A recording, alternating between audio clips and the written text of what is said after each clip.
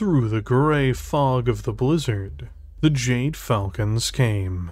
They appeared as though they were simply born of ice and snow, but Major Hank Mallory knew better. He'd been a Kellhound for long enough to know there was nothing mystical or magical about the Jade Falcons. They were simply vicious, mindless monsters, and they would stop at nothing to watch a city burn.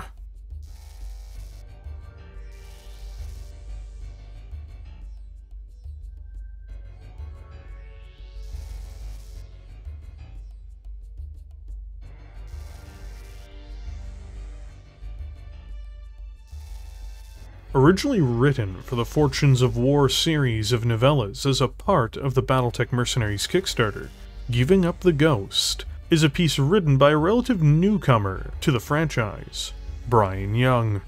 To give a bit of detail about the author before we delve into this book, I want to start by saying Young, being somewhat new to the setting compared to some more established authors, doesn't mean he hasn't already left a meaningful mark on the fiction.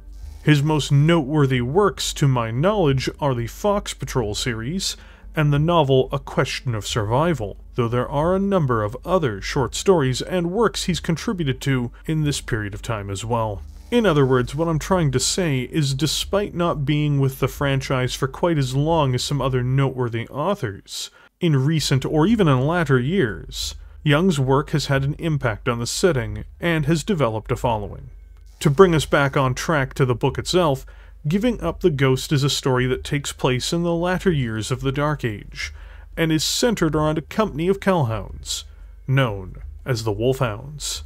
It does something that I think a lot of people would find very interesting in terms of the story it tells, and not just in terms of how it's laid out. When doing reviews, it's sometimes difficult to say everything I want to say about the story, because ideally, if it's something I enjoyed, and I most definitely did enjoy Giving Up the Ghost, you'd rather people take an opportunity to find out for themselves what happened. So, I'm going to break down this review in a few ways. First, I'm going to talk about the general themes of the story, and the nature of novellas just a little bit. For the latter, it's just to give context as to how these stories differ from novels. Then, I'm going to do a brief overview of a few of the characters within, and talk a little bit about the journey that they get to go down. After that, finally, we will have a mild spoiler review. The reason I say it will be mild is because I really don't want to give away every aspect of the story in full detail. If for no other reason, then as I said prior, I think people should read decent stories that are worth their time. So, in the words of a great bugman, let's get started, shall we?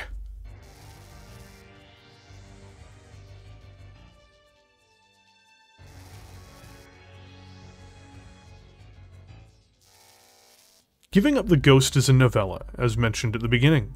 While most of you, the audience, will know what that is, for anyone who doesn't know, Battletech literature tends to come in three forms, outside of sourcebooks that is. Short stories, which are generally found in Shrapnel magazine, novellas, like Giving Up the Ghost, and full novels, the latter being things like the most famous pieces of fiction released for the setting, like the Grey Death Legion novels, and the like. Each one of these needs to be approached in a different way, because it's about making the words matter. Short stories, and to a lesser extent novellas, need to introduce characters and just keep the story running, because of the lower word counts that they have. Novellas tend to still be significantly longer than short stories, but are not quite as long as full novels. It's the halfway point between the two. Giving Up the Ghost does follow a great example when introducing its main character, Hank Mallory, in the first paragraph, in that it drops the necessary information for him more or less right away. This gives context to not only the character, but to where he is in life. It is a well-written story, where the characters, with what we're allowed to learn about them in the story, have meaningful personalities and attributes that aren't just them acting as cardboard cutouts. As a quick fact for everyone, the opening of the story is in 3146, and starts in the Lyran Commonwealth on the world of Karshvern. I think I got that right. This is, you know, when the Commonwealth was on fire and falling apart. So the best of times are to be had there. Let's get back to the core of the book. the closest thing to cardboard characters in this story takes the form of the primary adversaries of the Wolfhounds near the start, the Jade Falcons, who are very much their Dark Age incarnations. It's important to point out that these characters only exist to serve as an obstacle, and don't receive their own perspective pieces within the story. They aren't meant to be the center of attention, is what I'm saying. For those of you who worry that this piece would devolve into simply being a pure mech-on-mech combat novella, this is not the case. Without getting into the spoiler section of the review, the story begins with its action scenes, but once that is done, it's an exploration of the people in the unit and the trials they have to go through, and they do in fact have significant obstacles in their path. There is a major challenge for them to overcome. I would say the thing that grabs me the most about this story, though, and I think this is going to be true for anyone who homebrews any mercenary units as well, is that it's really about speedrunning the process of building a mercenary unit. The world building in this story is superb, with the latter portion of it being really 3 micro-stories, with each one being built around one character being tasked with handling one portion of the speedrun. What's nice about the overall novella too, after the initial fight scene, is that there is humor, seriousness, as well as a bit of character development too, despite the size and scope of the story not being a full novel. When the characters succeed in their efforts, I felt the success along with them, and I knew while reading it that I'd bought into the story as a whole. So that's it for the non-spoiler overview, and why I recommend Giving Up the Ghost.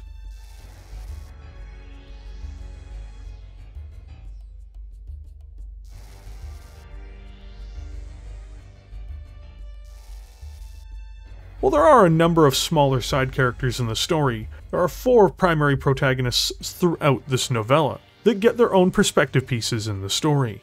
Let's do a quick one-over as to who they are. The main character we're first introduced to is the top-ranking officer, Major Hank Mallory, the leader of the Wolfhound Company. Hank is getting up there in age in the story. He's clearly a wise and tactical thinker, which is shown in the opening battle. But what do we learn beyond that? Well, he sees a future where he won't be living the mercenary life anymore. As I mentioned at the beginning, he is getting older.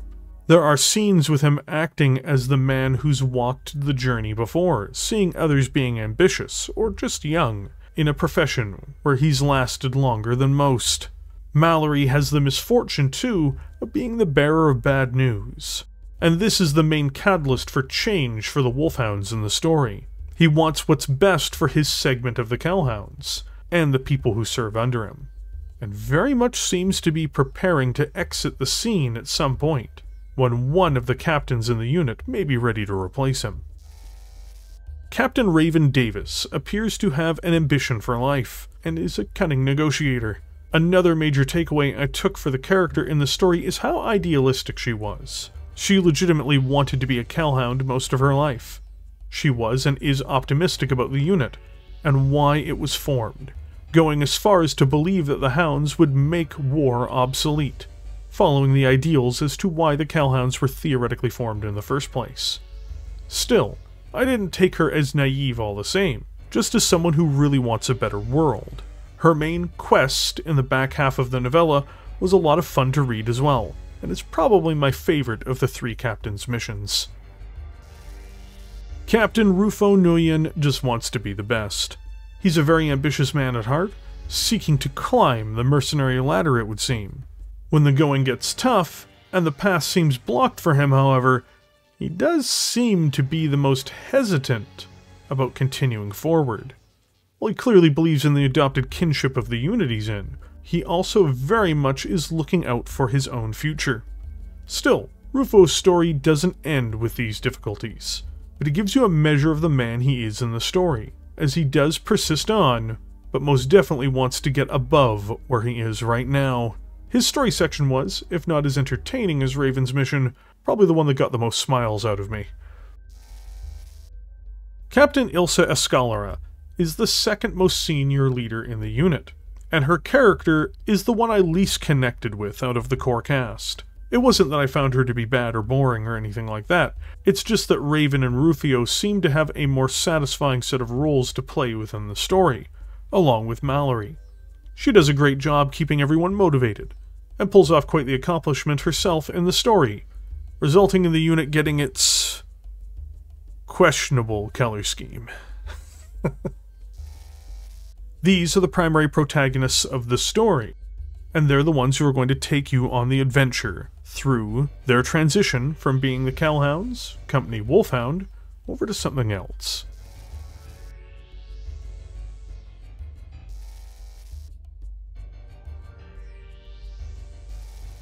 So this is going to be the part where I do go over spoilers.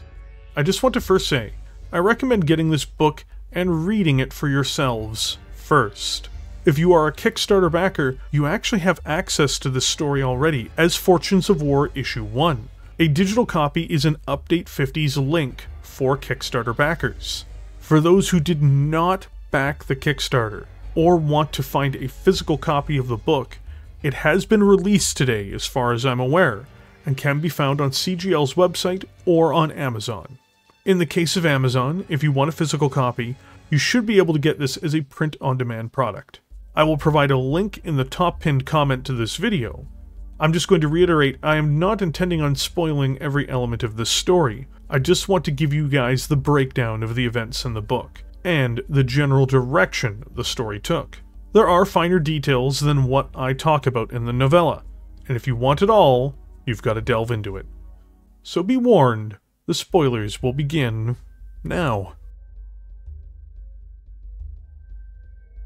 Major Hank Mallory and the Wolfhounds company of the Hellhounds start the story in a violent confrontation with a set of Jade Falcons on the planet of Karsharn. The Falcons are outdone and defeated by the Hellhounds, who use their strength in numbers and tactics to overwhelm Malvina's marauders. They take several Falcon mechs as salvage after all of this too. The reason they're there is that the Lyran state basically can't defend many of its planets anymore, so the local government hired them after their own garrison was savaged by the Falcons. The Hellhounds come out on top, saving the main domed city. After this, they're back off to Galatea, the mercenary star, where they receive, bluntly, terrible news. The Hellhounds as a whole, in their many units, have more or less pissed off Malvina and her Falcons enough that the entirety of the unit is ordered directly by the Kells themselves to disband and go to ground. The Hellhounds functionally cease to exist publicly, and all of these companies and battalions are broken up into new, independent mercenary units that are meant to be entirely unaffiliated with their past lives. This causes a great amount of discord, as you can imagine, as people feel they are losing part of their status, their connection to the Hellhounds, or their opportunities. Mallory is the one who has to deliver the news, but he keeps the unit together, and his captains all come along with him, to form the Ghost Dogs. He ends up having to take on the role of Colonel himself, and Ilsa takes up his former role as Major. Just as a quick note, I really couldn't help but immediately imagine the 1999 crime drama movie, Ghost Dog, starring Forrest Whitaker, when I read the new unit name, but that's neither here nor there. This sets off a series of actions built around them trying to entirely rebrand their unit and mask their former identities. This even includes major changes to their dropship, as it gets entirely repainted and retrofitted and goes from being the Houndstooth to the Flying Dutchman. The rest of the unit can't use their former suppliers, uniforms, or paint schemes either, so this is where the story falls into the laps of the two captains, and now the promoted Major. They've all got their roles to play in securing what the unit needs to operate, from new sources, and doing so while not giving away their old identities. Captain Raven ends up having to deal with finding new suppliers for their equipment, ammunition, and repair components, where she had to think on her feet to build trust and a new relationship that will secure the deals they need. Captain Rufo ends up having to get the uniforms, and goes to the Archon's Reap and Sow, where he's got to get a new unit insignia and hundreds of uniforms. Quick. Finally, the now Major Ilsa's responsibility is for getting whatever paint they can to finish rebranding their mechs.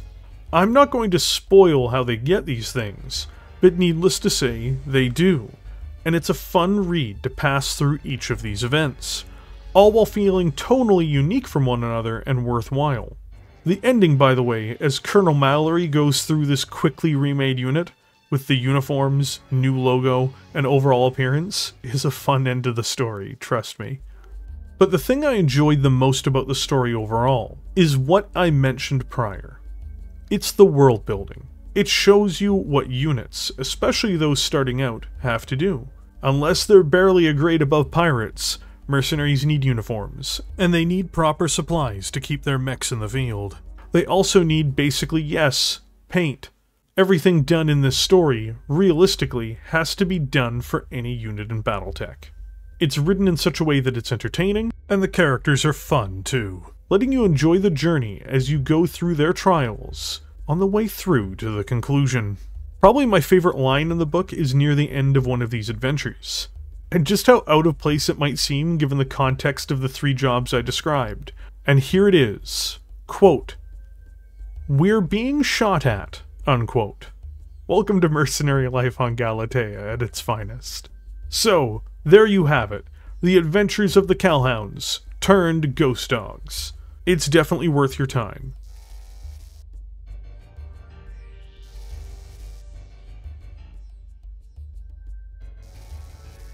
In the process of me writing this review, I also went about reaching out to Bryan Young, the author of the novella himself who I mentioned at the beginning, and I asked him some questions regarding the story. Notably, I just wanted to see if there were interesting facts that he had about the story beyond what was on the pages. And I got a couple of cool things about the development of the ideas behind it. I'll be quoting him as closely as I can in order to make sure that nothing is out of context regarding a few interesting pieces of information for everyone. Beginning now, the first sets of quotes are as followed. "I'm glad you dug it. There should be some more Ghost Dog stuff coming very soon.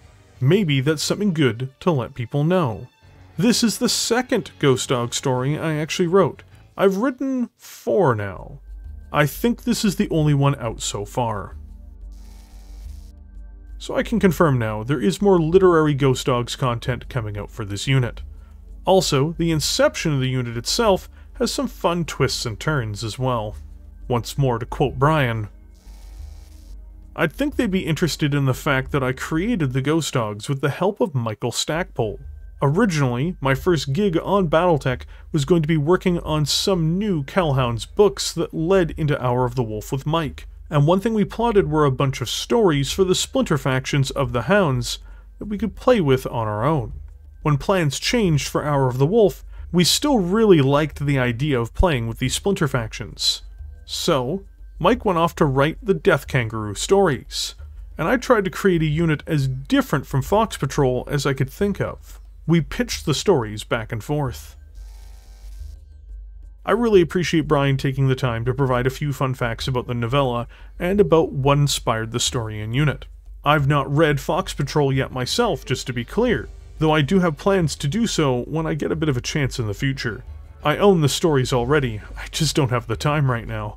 But it is one of his more popular works, so it's interesting to see that part of the concept for the Ghost Dogs was to try to be something wildly different from his other work. So there you have it. This is my video covering and reviewing Giving Up the Ghost.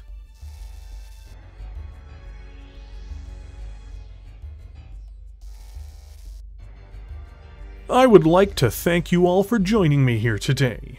I did mention early in the video before the spoiler review was unleashed, but I want to quickly remind people here, if you're on the Battletech Mercenaries Kickstarter, remember to check Update 50 for a digital copy of this book. If you missed the Kickstarter, it's definitely worth your time checking this out in either digital or physical form, and again, links will be provided for you to do that. It's been forever since I've done a book review of any sort, and this is a bit of a new approach and format for it. I hope this worked for people. I would also like to thank John Helfers for providing me with the image that I used for the thumbnail in this video. I reached out to John regarding a book review, just wondering if they had an image on hand, and this actually is what led to the book review. I'd also like to thank Bryan Young for answering a couple of my questions, and providing more information about the process behind making the Ghost Dog story, and how we ended up with Giving Up the Ghost. As a disclaimer, I was not paid by Catalyst Game Labs to produce this review. No review copy was given to me either. This was just something from my own Kickstarter pledge. As per usual, if you enjoyed this video, don't forget to hit like, and if you're new here, I make Battletech content quite frequently, covering a wide array of topics, from book reviews to battle mech overviews and history, as well as to news even, so you'll want to subscribe if you're interested in any of that content. I also want to give a huge thank you to the channel's YouTube members, because as you all know, this content is literally only made possible because of the YouTube members, like you. With all of that being said, are you interested in checking out Giving Up the Ghost? Did you get on board the Mercenaries Kickstarter? Let me know in the comment section below. And if you read the book already, what did you think of it? Let me know that too, and I'll catch you all in the comments.